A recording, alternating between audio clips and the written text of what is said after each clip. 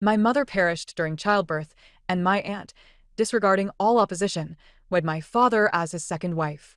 Subsequently, my aunt conceived and urged me to marry into a humble family. I refused, weeping as I implored my father to consent to the marriage proposal from the loyal duke's family.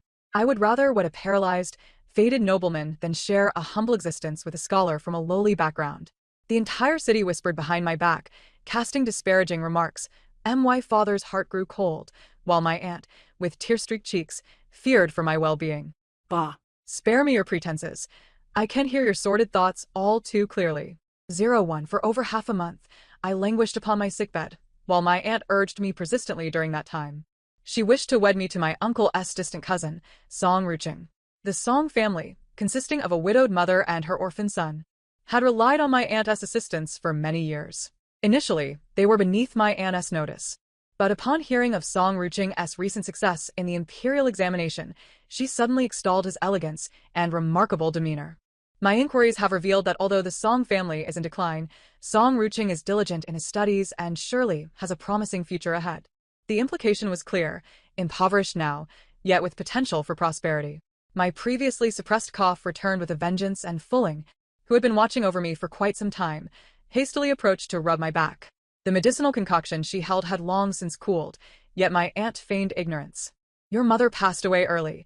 If not for my deep concern for you, why would I wade through the murky waters of this household? I could not suppress a sigh of despair, feeling a surge of resentment. My mother died in childbirth, and the world spoke of the profound sisterly bond among the Shin sisters, yet my aunt disregarded all objections to become my father's second wife.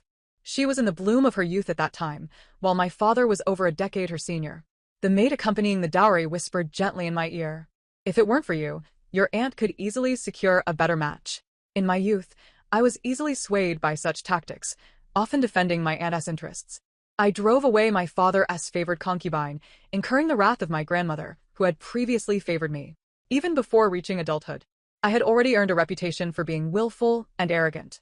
Now, my formerly doting aunt, with countless advantageous matches in the capital, was singularly focused on persuading me to marry into a destitute family.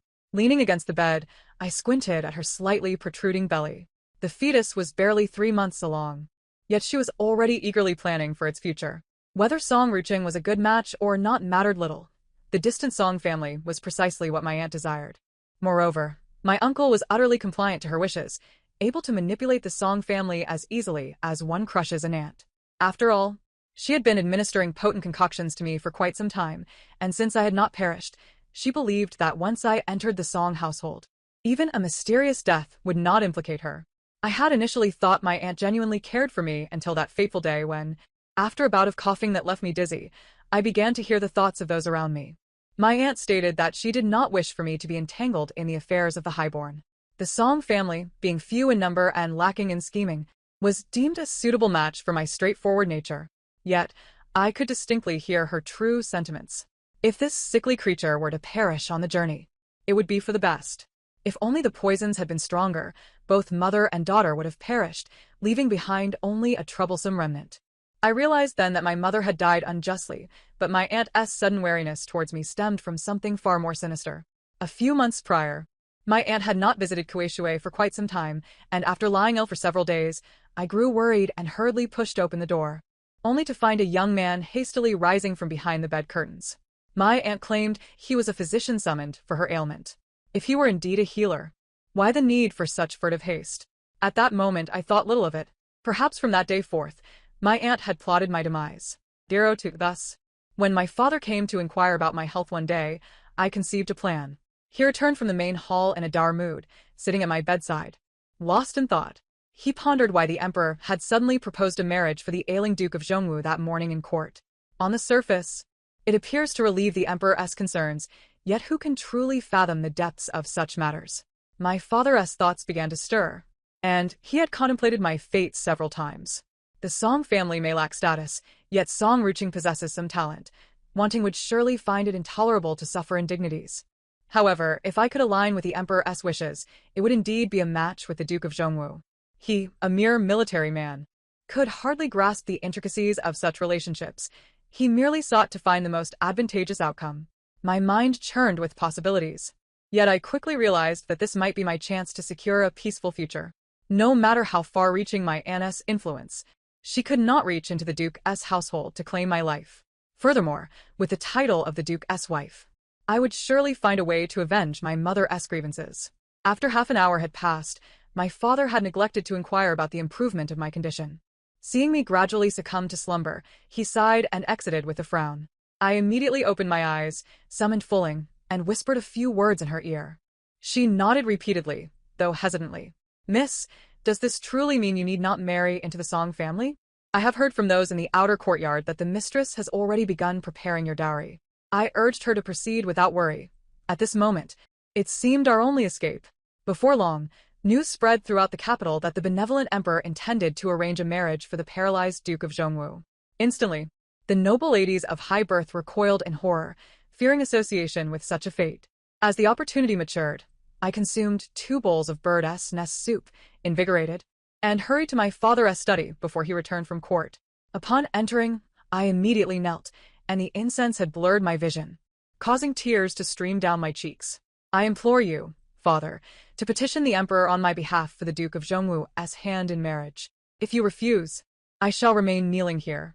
My father, a seasoned warrior who had fought on horseback for decades, was incensed and overturned his teacup in frustration. "As an unmarried daughter, how dare you meddle in matters of marriage?" His face flushed crimson, yet he was unaware that I had overheard his innermost thoughts. He is troubled about how to broach the subject, yet now he has the perfect excuse to say, "I am desperate for marriage," while outside. They might claim that the old man seeks to curry favor with the emperor by pushing his daughter into a perilous situation. He made a grand display of punishing me, forcing me to kneel at the ancestral hall and copy the teachings for daughters. Yet, he also sent word to spread the news of my request to marry the Duke of Zhongwu. My aunt, ever vigilant, had long ensured that my desire to marry into the Song family was common knowledge, yet now her plans were thwarted. Little did she understand the machinations of my father's mind. At that time, the Song family had sought a matchmaker, but my father evaded their advances, leaving my aunt helpless and bewildered. Day by day, I focused on nurturing my health, watching the unfolding drama, and finally awaited the emperor's decree for marriage. Yet, it became the greatest joke in the capital. Whispers circulated that the Duke was partially paralyzed and incapable of consummating a marriage, leading to a life of widowhood. This fact pleased me immensely. I would not be ensnared in the rivalries of wives and concubines, and would have a husband who was restrained. In my future role as the mistress of the Duke's household, I had no need to fear my aunt. It was time for her to fear me instead. 03. On the day of my wedding, my aunt wept inconsolably. She clung to me, unwilling to let go, fearing I would face countless difficulties upon entering the Duke's residence. I played along, shedding a few tears of my own, yet her loud lamentations nearly provoked laughter from me. Though the Duke's household may not be what it once was, it is still an elevation in status. This girl has truly secured a fortunate escape. Once I have settled in the Duke's residence, it will not be easy for her to reclaim her influence over me. May the Duke not be one to trifle with. She hoped I would encounter a wicked mother-in-law, perhaps leading to my untimely demise. The aged Duke of Zhongwu had once been a companion to the Empress Dowager, and the rules of the household were notoriously stringent. The young Duke, He Chongyue, had been stricken by a mysterious illness years ago, leaving him bedridden, and he would have been the favored son had he not suffered such a fate. Once a figure of ethereal grace, he had now fallen from grace, having surpassed the age for betrothal. Those who had once eagerly sought to align with the Duke's family had gradually distanced themselves after his affliction. Despite the nearly diminished status of the Duke's household, my aunt's envy burned bright. Yet, as I stepped into the carriage, her thoughts revealed a flicker of delight. What if a legitimate daughter, the principal wife? She is no different from me, being carried away in a sedan. The principal wife is traditionally welcomed on horseback, while only the illegitimate daughters are born in a carriage. The Duke had no brothers. Thus, he could not come, and I could only take the carriage. My father, feeling humiliated, turned away before the sedan was even lifted. What a disgrace. This daughter has brought shame upon our family. I concealed all my emotions beneath the red veil, my fingers clenching the handkerchief tightly. Regardless of what lay ahead, I had severed all ties with the general's household in my heart. Memories of my mother filled me with an indifference towards the affairs of that household. The residence of the loyal and martial Marquis was adorned with splendid decorations, yet I found it impossible to smile. with my bridal veil still unlifted. I sat stiffly at the edge of the bed. Behind me lay the motionless figure of Hee Chongyue. The murmurs of a handful of servant girls within the room had escalated into a grand spectacle, far more boisterous than the performances outside on the stage. What general's legitimate daughter? She merely seeks wealth and status, preferring to remain in the Marquis's house with this paralytic rather than accept the role of a poor scholar's primary wife. I have long sensed she possesses no gentle disposition. I wonder how she will assert herself within the estate in the future. The outsiders are laughing. They say she wept and pleaded to marry the Marquis. What kind of shameless young lady is this? Could it be she believes that with the Marquis incapacitated and the old lady advanced in years, she will effortlessly assume the role of the matriarch? Just wait and see. The old lady will not look kindly upon someone so opportunistic. I listened with keen interest, eagerly awaiting the moment the veil would be lifted, ready to match voices to faces. Yet, suddenly, a chill ran through me. Why did I not hear Hee Chongyue's voice? It was true he was paralyzed, but I had heard no mention of him being mute, let alone devoid of any inner thoughts, unless he were a living corpse. As I pondered this, a clear male voice resonated from behind me. I find myself in quite a predicament. You may lift the veil and help yourself to something to eat. Upon lifting the veil and turning to face him, I was met by Hee Chongyue's probing gaze. My heart skipped a beat. Never had anyone mentioned how extraordinarily handsome this young Marquis was, devoid of any hint of the fierce warrior he was reputed to be. His raven-black hair cascaded around him. His arched brows and starry eyes, a straight nose and thin lips, would leave an indelible impression upon anyone who chanced to glance back. He averted his gaze, his voice cool and detached. How long does the lady intend to stare at me? I could only awkwardly divert my eyes, yet I could not suppress my curiosity. Why is it that I cannot hear Hee Chongyue's thoughts? On the night of our wedding, I was drenched in perspiration. Hee Chongyue dismissed all the maids from the room, including my accompanying maids, Fuling and Xiaotao. All customary rituals, such as the exchanging of cups of wine, were entirely omitted, leaving only a pair of red candles burning quietly. We regarded each other in silence, momentarily at a loss for what to do. He cleared his throat. My lady, you may need to assist me in moving, otherwise, it appears you shall have to sleep on the floor. Clad in heavy bridal attire, adorned with elaborate hairpins, I grit my teeth and mustered the fortitude to push him. My inner garment was already dampened, and I had only managed to nudge him a few inches. He raised his hand, adjusting the blanket for himself, which incensed me further. Had he indicated that he was not completely paralyzed, I would not have been so exhausted. From the corner of my eye, I caught a hint of a smile at the corner of his lips, though his expression remained icy. In a fit of pique, I rolled over, lying on my side fully clothed, resolutely refusing to acknowledge him any further. In the depths of night, I awoke in a haze, feeling a thick blanket draped over me, an arm resting across my body. Fuling roused me early the next morning, and I found Hee Chongyue gazing at me with clear, bright eyes. My mother detests tardiness. I fear you may not have time to prepare yourself. I gritted my teeth, sensing his deliberate provocation. My hair from the previous night remained unbound, a chaotic mess. I had no choice but to let Fuling dampen my hair, hastily preparing to pay my respects to my mother-in-law. As my aunt had anticipated, I was met with a display of authority. The matriarch, who most abhorred lateness, made me stand outside for a full hour. A maid came to relay the message, her face filled with derision. The old lady has awakened. She requests that the lady wait a while longer. Fuling grew anxious, fearing I might catch a chill so soon after my illness. I swiftly stopped her. This was not the general's estate, and should she offend anyone, I could not guarantee her safety. Having just emerged from the dragon's den, I needed to assess this tiger's lair before making any plans. At first glance, I discerned that my mother-in-law held no affection for me. Though her words were polite, her heart was rife with criticism. She likely viewed my eagerness to marry as mercenary, coveting the prestige of the Marquisate. On the very first day, she presented me with 2 challenges. The first was to ensure the continuation of the Marquisate by adopting a child at the earliest opportunity. The second, due to her advanced age, was to entrust household management to me, with 2 matrons assigned to guide me. However, I quickly discerned her true intentions.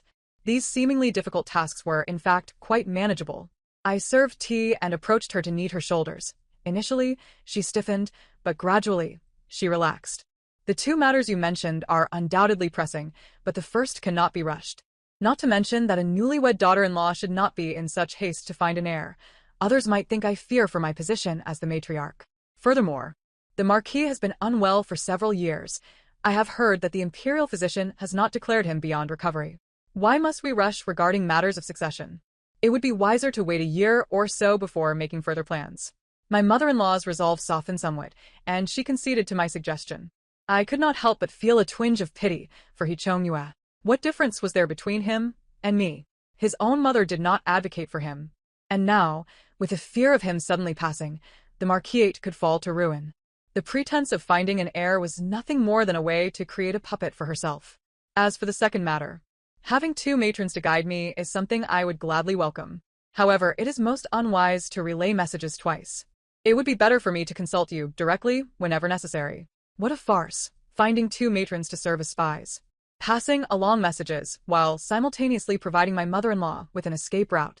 Should I find myself in a dispute later, she could simply claim that the two matrons had miscommunicated. In this household, I had already witnessed enough of such intrigues during my time at the general's estate. Upon my return to the inner courtyard, I learned that He Chongyue had already been informed of these developments.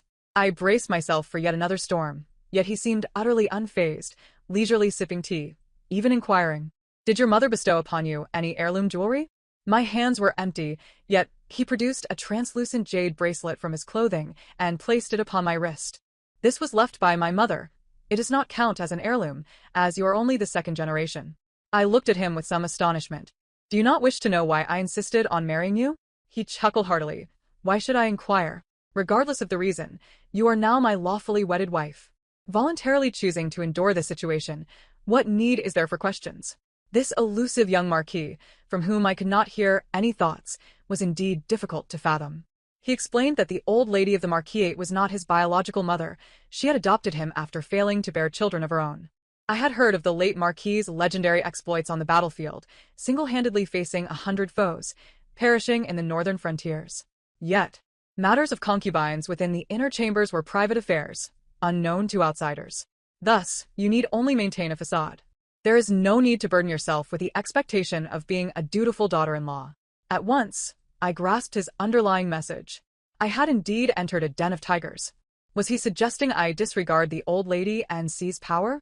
Just as I was contemplating this, a slight noise from outside drew my attention, and I promptly rose. Outside stood Chiotao.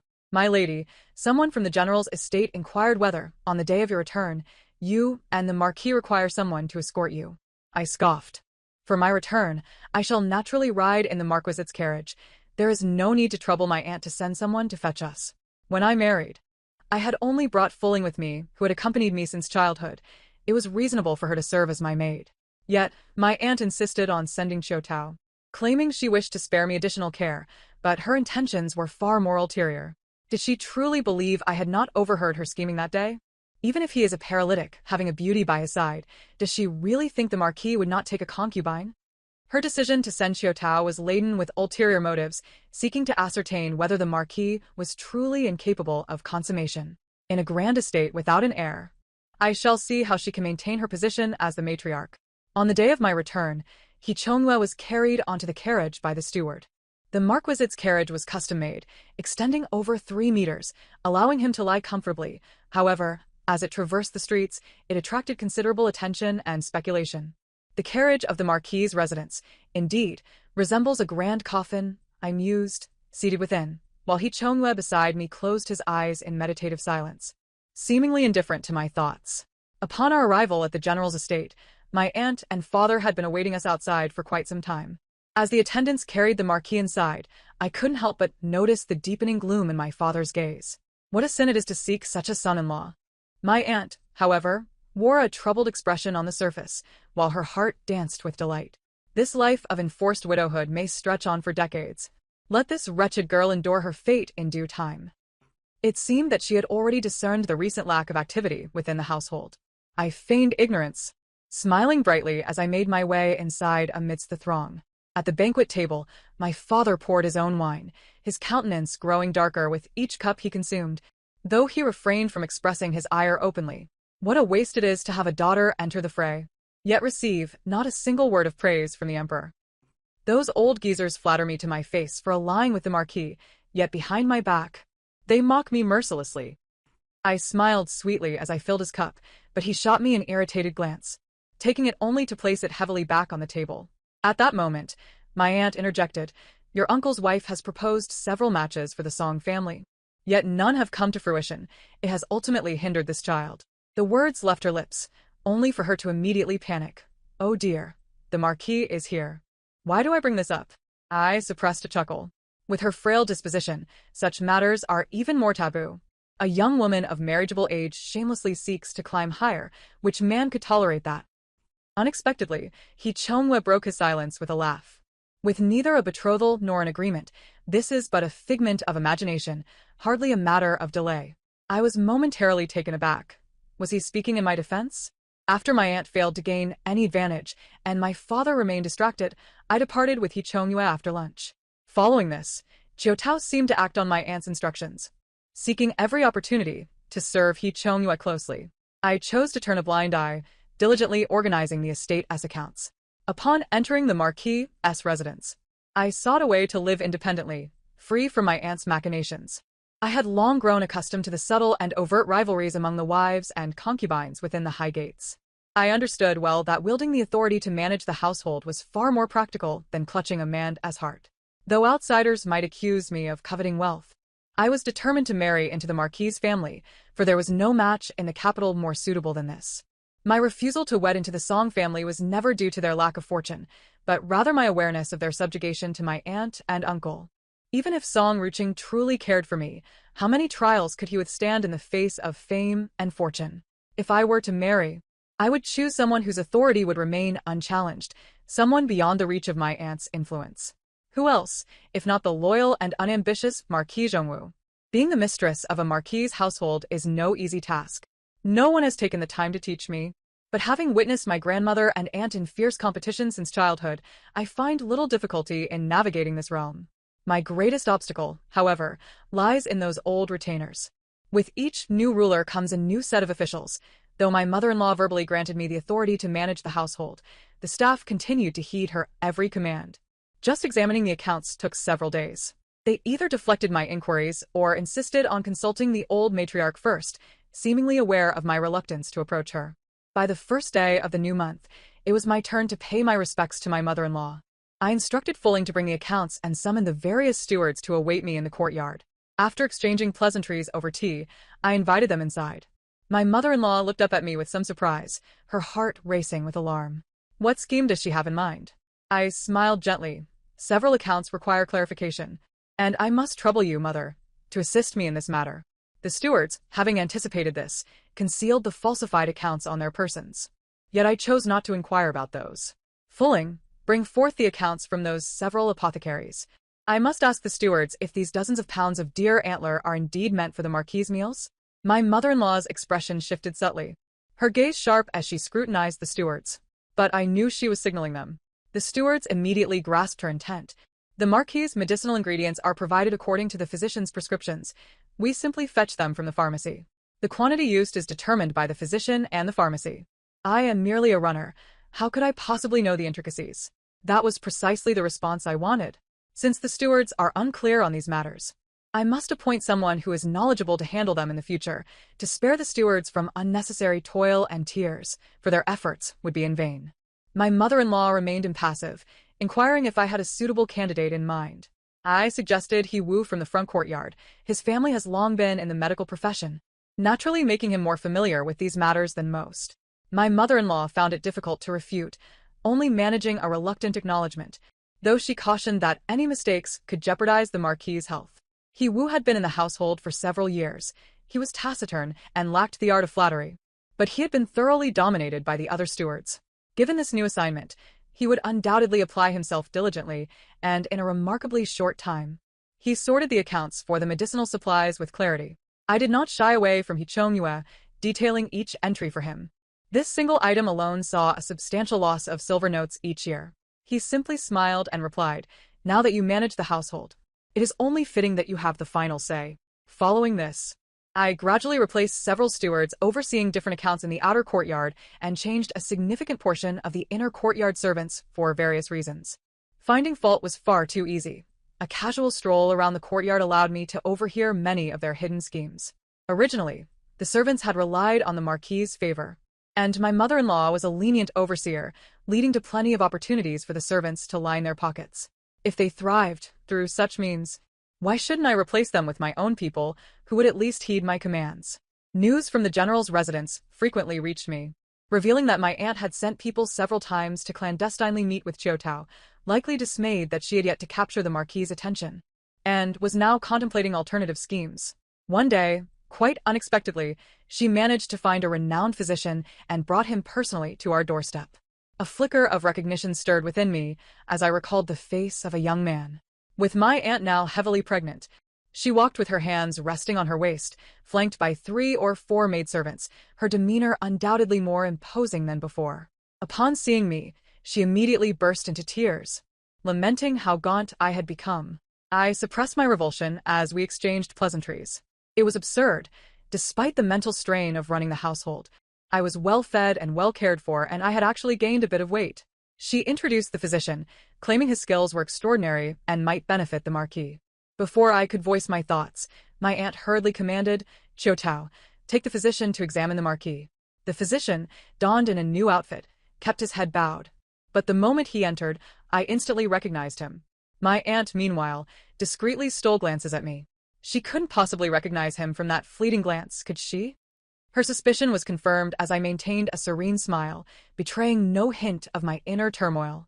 Gradually, my aunt steadied her nerves, her expression brightening with a hint of amusement. Fulling, however, shot a cold glance at Chiotao as she rushed to leave, her heart simmering with anger. What nonsense is this? Running back and forth to the Marquis's quarters in such flimsy attire. Do they think we are blind? I stifled a laugh, patting her shoulder. The Marquis's medicinal soup is ready. You might as well take it in now, and I shall join you shortly. My aunt's visit was not solely to deliver a physician. She had ulterior motives as well. She discreetly pulled me aside. Your uncle's wife has been quite worried about you. Just the other day, she proposed that if things do not improve, perhaps we could adopt your cousin's illegitimate son. Ah.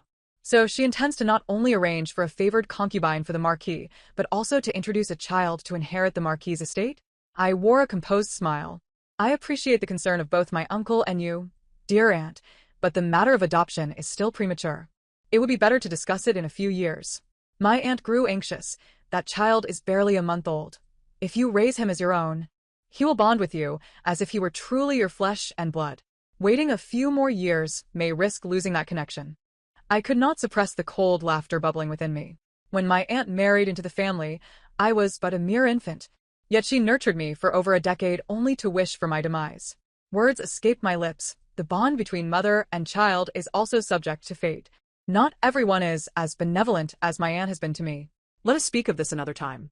My aunt forced a smile, her lips curving in a strained manner, while her thoughts chilled me to the core.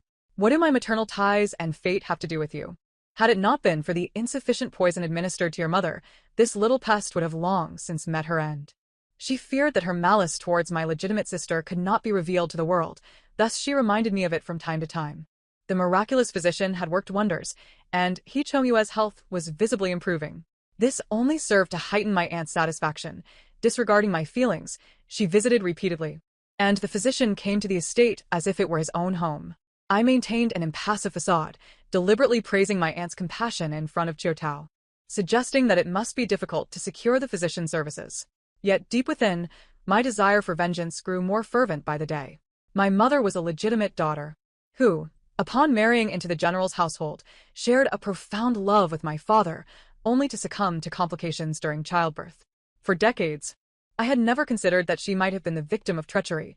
Perhaps she herself was unaware that her beloved half-sister harbored intentions to bring about her demise. After the physician's arrival for over half a month, one morning, He Chongyue managed to move his leg slightly. Overjoyed, he called out my name, wanting, "Please press on my right leg." Upon doing so, he was ecstatic, exclaiming, "I can feel it, I truly can feel it." My mother-in-law, upon learning of this, hurried over and sent someone to summon the imperial physician. After much commotion, the elderly physician expressed astonishment. This is indeed unexpected. There are signs of the Marquis's meridians becoming unblocked. Unable to contain my curiosity, I stealthily observed He Chongyue, intrigued by the source of his joy. As He Chongyue's recovery progressed, I found myself increasingly troubled. Even he noticed my unease and one day while I was massaging his leg, inquired, "Is there something weighing on your mind, my lady? The outer courtyard? The inner courtyard?" I shook my head, yet he seemed to possess an astute intuition, casually asking, "Does it relate to your mother?" How peculiar. I began to suspect he could hear the thoughts of others just as I could. "How do you know, my lord?" I blurted out in panic, realizing too late the words had escaped my lips. He Chongyue's brows furrowed, as if he sighed, "I spend my days observing you, my lady. Every frown and smile, I meticulously ponder. How could I fail to perceive your concerns?" After much hesitation, I decided there was no one else to confide in. So I recounted the entire story to him, omitting only my earlier actions of placing spies within the general's household. For reasons unknown, I feared he might suspect my motives for marrying into the Marquis's family were ulterior. In the days that followed, He Chongyue and the physician met increasingly often, with Chiu Tao attending to him more diligently. The official families in the capital frequently congregated, and invitations began to arrive for me. Fuling was particularly elated, declaring, "Everyone outside says the lady is a harbinger of good fortune. Ever since she entered the Marquis's household, everything has gone smoothly, and the Marquis's affliction is swiftly improving. No one dares to speak ill of the lady behind her back anymore, and I even heard the general has been invited to the commander's residence for drinks lately." This stirred something within me, recalling what He Chongyue had mentioned before. Although the Empress Dowager and the current emperor are mother and son, their relationship is far from affectionate. It is said that the Empress Dowager initially intended for her second son, the Shun Wang, to ascend the throne. However, the Shun Wang, in his impatience, donned the dragon robe at the prince's residence before the late emperor had even passed, inciting the latter's wrath, who then bequeathed the throne to the current emperor and confined the Shun Wang to the northwestern frontier, forbidding him to enter the capital without a decree. The Shun Wang's consort, the legitimate daughter of the commander, accompanied him to the desolate northwest. While the current emperor is often regarded as benevolent and has not implicated the commander's household, it is rumored that he has become infatuated with elixirs, which, although not affecting the governance, might hint at impending changes in the northwestern region. As I pieced together these connections, I mused that my father might have lost his senses.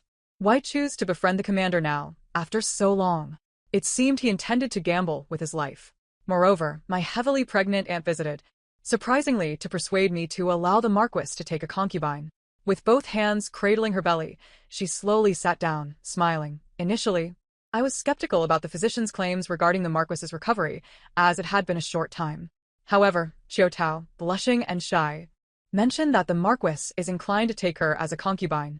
I thought it quite fortunate. I opened my mouth, struggling to find the words. No wonder Chiu Tao had volunteered to fetch medicine for the Marquis yesterday. It turned out she had gone to the general's household for it. I had specifically sent someone to follow her, yet there was a lapse.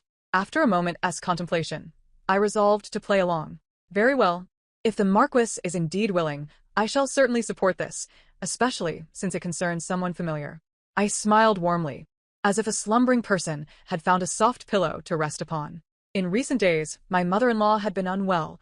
After visiting the Empress Dowager, she returned and fell ill. Upon hearing of my intention to allow the Marquis to take a concubine, her spirits waned, and she merely waved her hand, suggesting I manage it simply, considering I had been married for less than a year. Conversely, He Chongyue frowned deeply upon my mention of this matter. "My lady, is this truly your intention?" He now could slowly walk to the courtyard, leaning against the window frame and table for support, basking in the sunlight as I broached the topic. I glanced at Chiu Tao, who immediately averted her gaze in panic. "I can now guess your thoughts, my lord. Since you favor Chiu Tao, it would be best to take her into your chambers. I will have someone tidy up the side courtyard tomorrow and grant her the status of a concubine. It will merely require you to occasionally visit the adjacent courtyard." I spoke casually, yet unbeknownst to me, my words carried a hint of jealousy. Surely, we cannot allow her to reside in the main courtyard. If the Marquis wishes to avoid the whispers of the public. He Chongyue chuckled softly, unable to contain his laughter. "It is rare for my lady to venture a guess at my thoughts, yet you have missed the mark by a wide margin." He glanced at Chiu Tao, his gaze carrying a chill. When did I ever express a desire to take a concubine? Chiu Tao's complexion turned pale, and she hurriedly knelt. "My lord, you clearly stated that my beauty surpasses the ladies. How can I be relegated to a lesser status? I ought to at least be a concubine." He Chongyue pointed to the groom standing outside. "I indeed wish to find a suitable match for Chiu Tao, but as she is your dowry maid, I cannot speak freely." You need not hesitate. When my lady boldly married me during my lowest point, defying all odds, I vowed to remain devoted to you for life. However, Chiu Tao lacks propriety and has spoken frivolously on multiple occasions, causing me considerable distress. Chiu Tao trembled as she pressed herself to the ground. He Chongyue continued, surely, my lady would not teach her such things, yet if word were to spread, it would invite criticism upon you.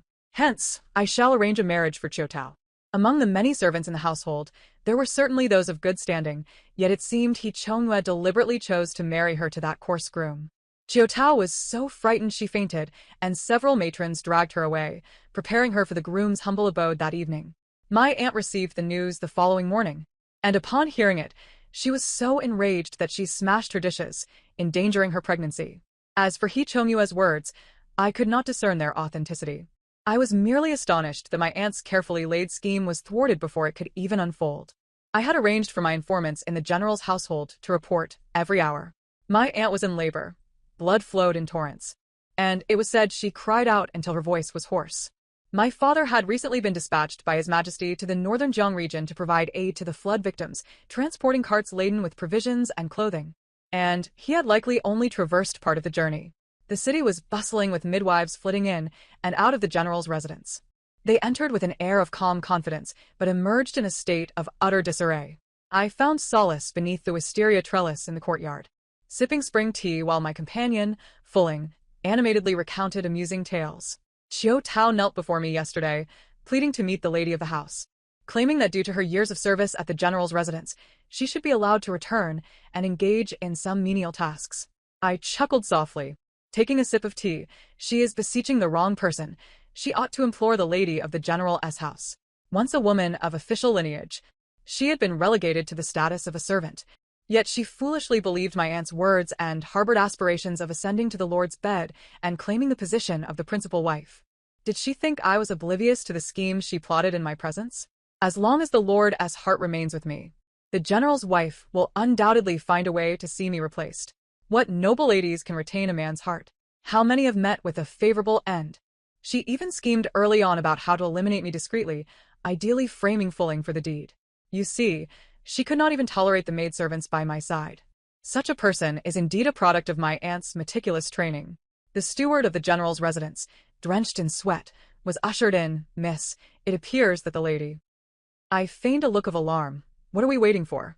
Take the Lord's waste token and summon the imperial physician immediately.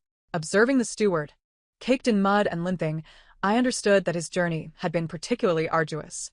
Time dragged on, yet it finally stretched out just enough, rendering my efforts in orchestrating countless obstacles worthwhile.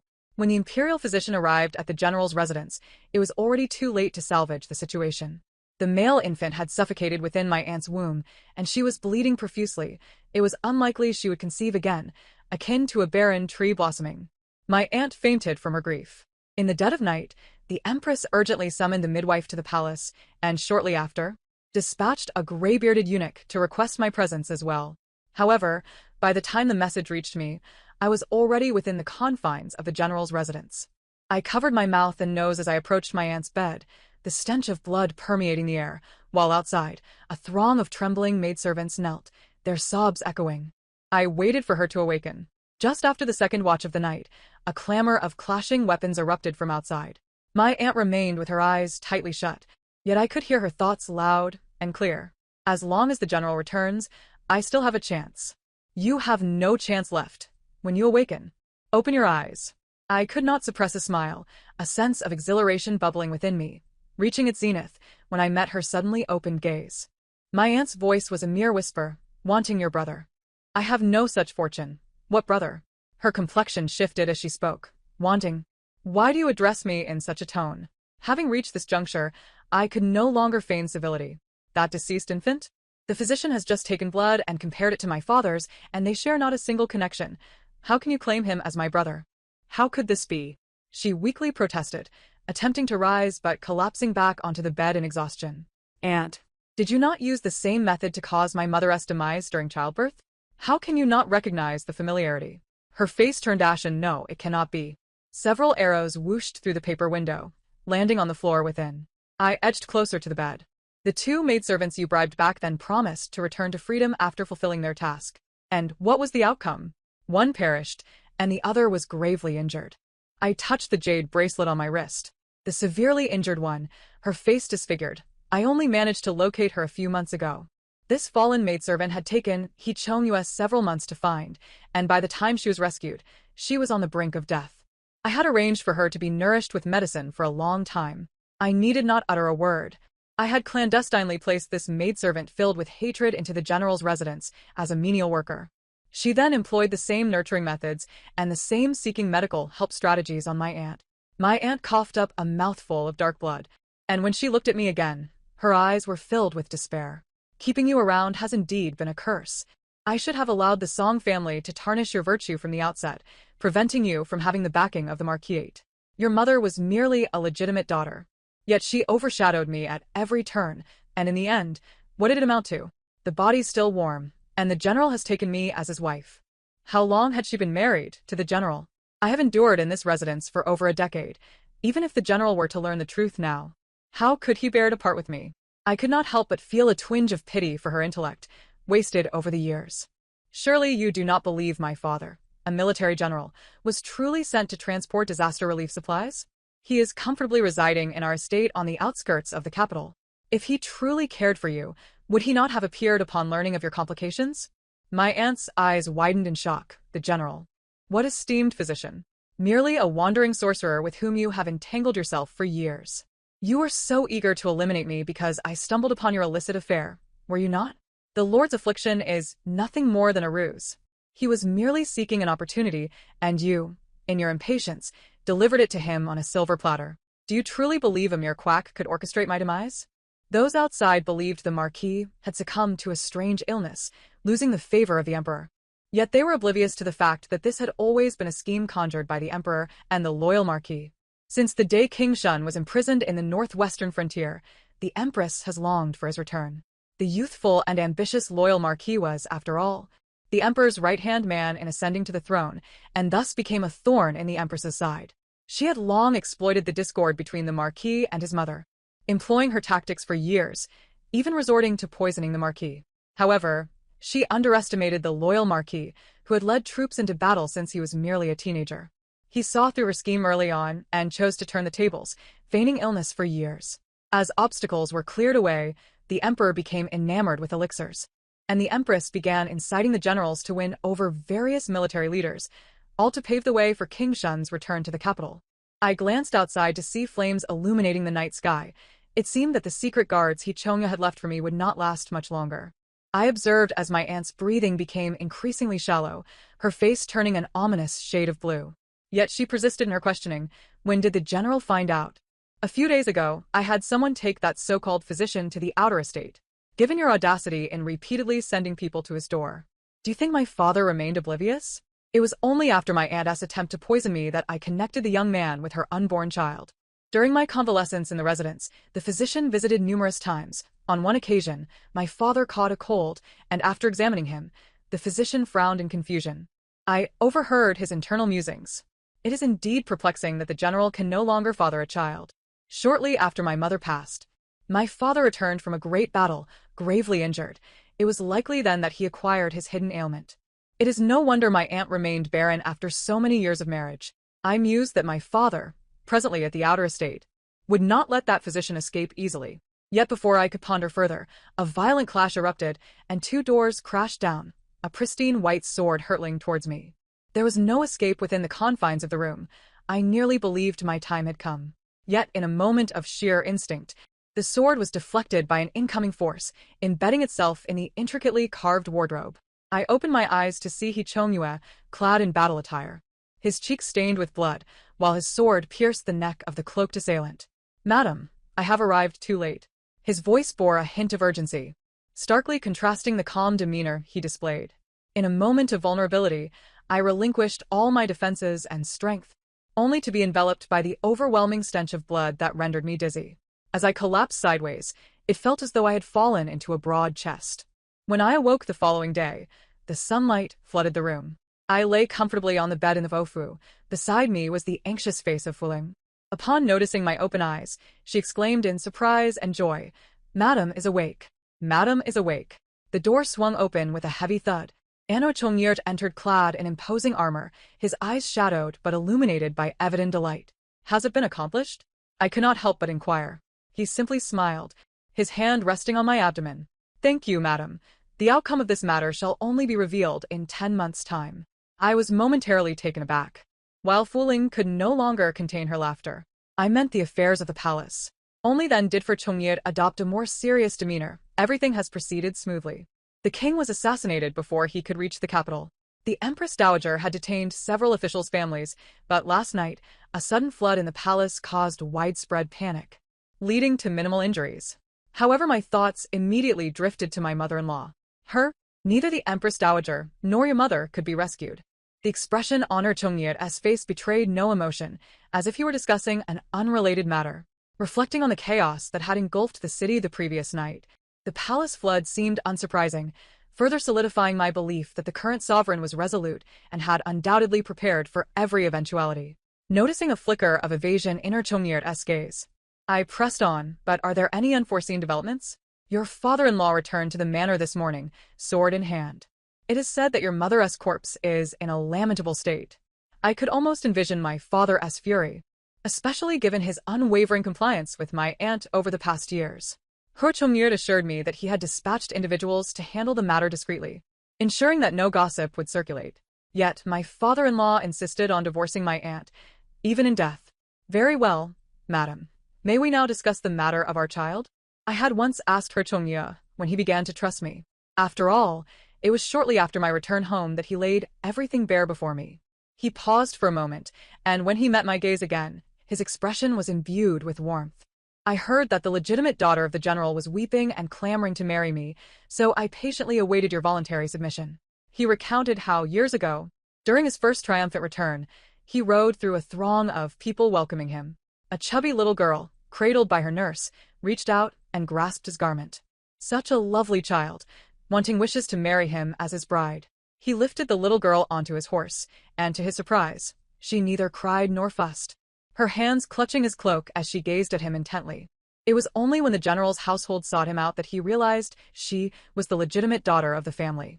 At that time, the sovereign had been toasting with him in the inner hall, and after several rounds of drink, laughingly inquired what reward he desired.